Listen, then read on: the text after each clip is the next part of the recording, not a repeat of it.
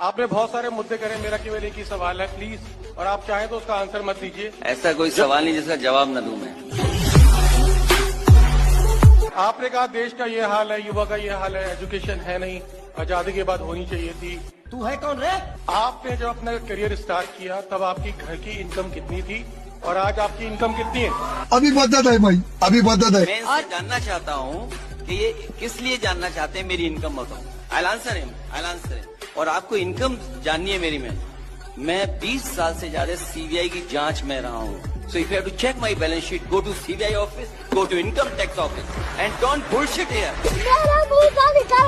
और मैं तो चलो अपनी इनकम बताऊं न बताऊं, कभी इनकम उनकी भी पूछ लेना जो ये कहते रहे हो कि मैं झोला लेकर के चला जाऊंगा।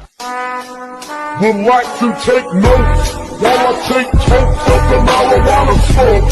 Oh, you wanna choke?